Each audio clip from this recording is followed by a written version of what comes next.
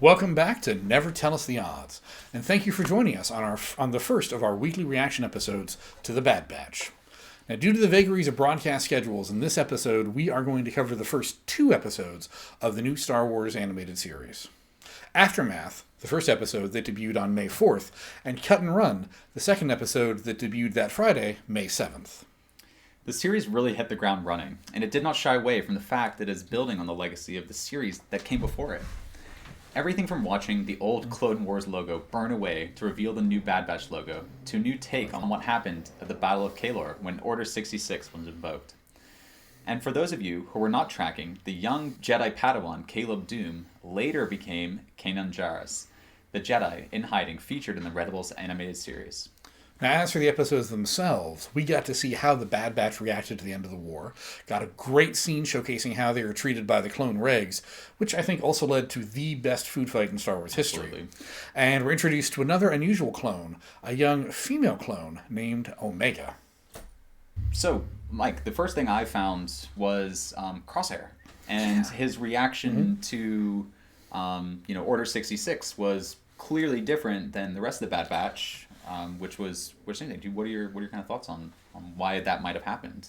Well, I'm guessing that in the course of the mutation, there was an impact on how they all clearly have chips. So it's, I guess, how the chips communicated the programming to it. And for whatever reason, Crosshair's mutation, maybe because it was not quite as physical as some of the others, he was more susceptible to it. Like, we could definitely see that from the get-go in the sense of just he kept repeating the good soldiers follow orders, which we've heard before from clones who were affected by Order 66. But he still, it kind of took a while to kick in.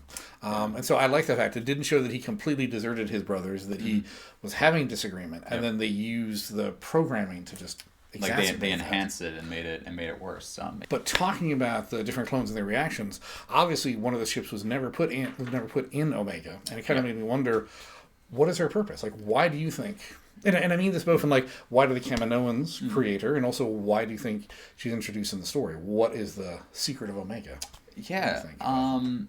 So my first kind of assumption with Omega is they keep kind of mentioning like maintenance, things like that. So I think she's been privy to a lot of the information. She sounds like she understood how the chips work and why they put the chips in. Whereas, the majority of clones don't. And it's one of those unique things, like, why do they have this one female clone who knows the secret and is way younger than everyone else? So I found that very interesting. But I think with Omega, I think it's going to come out to be her powers are something to do with, like, a mechanical aptitude. So, like, she's going to figure out fixing the ship, or, even some new speed of hyperspace travel or something like that. I think that's going to be her her thing. So we'll have to wait and see, though, I think. Yeah, because I'm curious to see how much that mutation also tied into the fact that she's female, or just the fact that she's female to them was just, we're doing a mutation, we haven't done female clones, let's just flip a switch and see what happens. Yeah. One other thing that jumped out at me about the episode, and tying back to greater Star Wars lore, was Admiral Tarkin. I say Admiral to know him as Grand Moff later on, and his whole attitude towards the clones, and also the clones' attitude towards him. Yeah. So, what do you think the odds are we're going to see him more often, or is he going to be just sort of like just the one and done in that episode? I'm kind of getting the feeling that he might be the main, antagonist, essentially, in the Bad Batch series. They're going to have someone. They'll have to have someone who's genetically edited or something. Maybe they'll get another Batter Batch to fight the Bad Batch, and that'll be, Tarkin will lead it. Or we'll see some of the Dark Troopers, because of the way that Crosshair's outfit really sort of looks like the Dark Trooper outfits that you see in some of the later movies. Yeah, that's true. So, that would be very cool. Yeah, so I think he might be sticking around for a little bit. Cool. I like that. Hopefully, yeah. Yeah. Now, since this recap is covering two episodes, we're going to jump now to the second episode, Cut and Run. One of the things that I really liked about it, I did not expect going into it, but as soon as they landed on Saleucami, I thought, holy shit, are they going to see Cut? Now, Cut, for those of you who are unfamiliar, he showed up in a season 2 episode of Clone Wars. We'll have more information on that in the link down below. And it was a really powerful episode where Rex, for the first time, encountered a clone who had been a deserter and was living his sort of own life. So I got a big kick out of seeing Cut and Sue and their kids again. Yeah. Especially, this is roughly maybe only 2 or 3 years. You can see the development stuff, and the change, yeah, absolutely. And then apparently the Bad Batch had actually met them before, because they called him Uncle Wrecker and That's such. true, yeah. But what about you? Were you surprised to see them? Did you? Yeah, I was surprised to see them, but I think that after watching the episode and after seeing their interactions, that the fact that they knew him beforehand, it wasn't like, oh, we're just going to go see Rex's friend. They had met him themselves. I think it goes to show that we're going to see more of. I think moving forward is the network of deserter clones and the clones who have been, forced out of the military, which is, one of the changes we started to see in these first 2 episodes is that we're really starting to see the beginnings of the Empire and what they did to consolidate power, which is something we've never been exposed to before in the Star Wars universe. Right, yeah. It's always had some whispers of it, but never seen it actually take place. Which being one of the huge things introduced in the second season was, of course, chain code, which is almost like a blockchain thing. Yes, exactly. But no, it'll be interesting to see to me like how that evolves. And I take it back. I guess we saw hints of that in Mandalorian when Boba Fett shows his chain code to go forward. But it's interesting to see them instituting that. And like you said, we've never seen them unveil that part of the story about how you consolidate. You can declare the first Galactic Empire. You can have a whole bunch of people, rally to your side, but that's not the entire galaxy. How do you implement this? And how do you keep track of the populace? How do you some form of control? And it's interesting to see it. We're seeing it from the ground up being implemented. The other part that goes along with that is the changeover from the clones to the enlisted people. And one of the most interesting things I felt about those episodes is they finally told us why.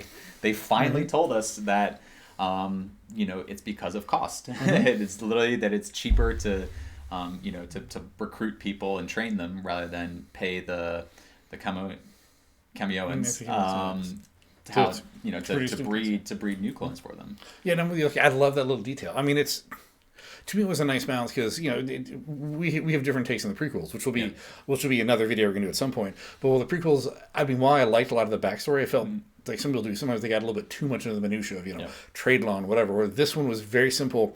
It's an economic issue. Didn't delve down into what is the budget code for this, what is the color of money, what is the whatever. But just like it introduced just enough, you're like, holy shit, that makes sense. Yeah, and it goes along with everything they're doing. They're showing, it's very simple things that we have seen throughout history in our own Earth's history. That especially dictatorships, things like that. What they do when they come into power. There's the consolidation. They want to make the forces loyal to them, so getting rid of the forces who could not be loyal. And then the other big one is making sure you have like a handle on the populace. Knowing you. Yeah, and that's the other thing they're doing. So so I think they do a great job of giving us snapshots, but not wasting the episode away digging too much into that.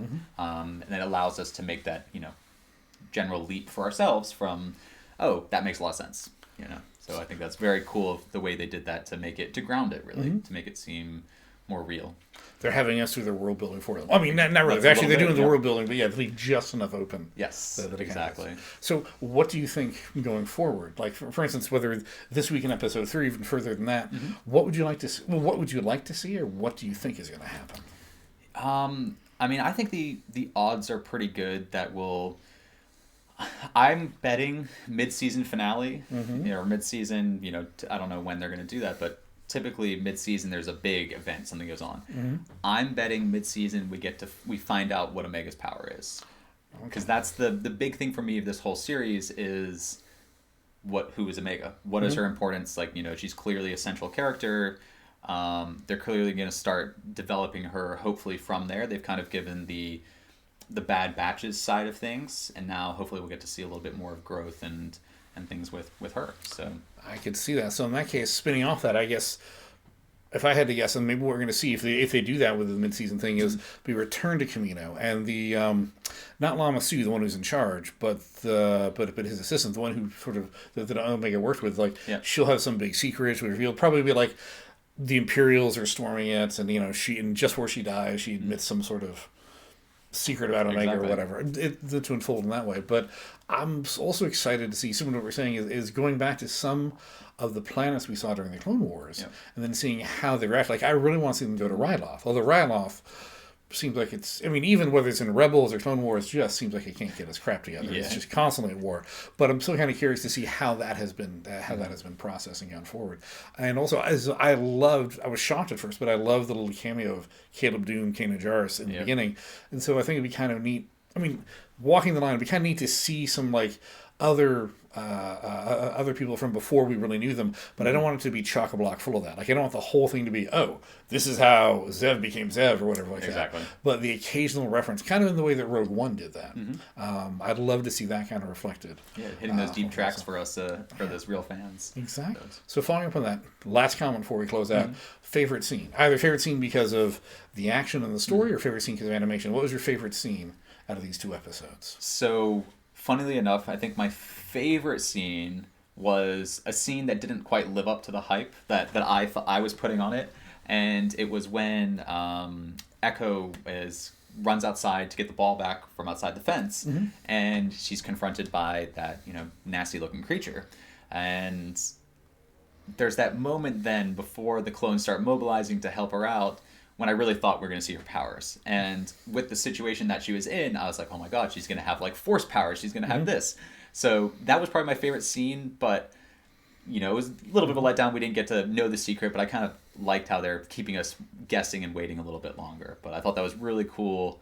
And just seeing that like family interaction, her and playing with the other kids, it gives a nice, change to the pace of these typical, and what I expect is going to be moving forward back into a more frantic pace with our Bad Batch friends, because they're, as we know, are like to wreck things and shoot things, and so I'm sure we'll get back to that pretty soon. They're called the Bad Batch for a reason. They've kept that name for a reason. But no, I think it's an example of good storytelling, and that's going to be awesome. Yeah. And what about you, Mike? What was your favorite scene?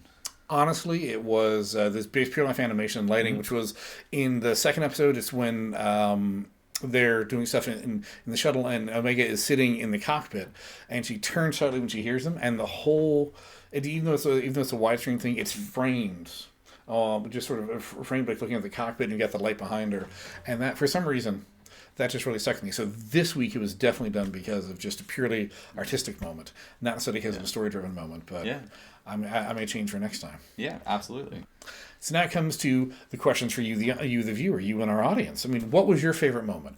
What would you like to see? What do you think is going to happen next? Let us know in the comments down below. Talk about it, and let's try to predict what the odds are of our favorite story idea actually happening at some point in this season. And we want to know what you guys think Omega's power is going to be. I think that's the big question of the season, so let us know.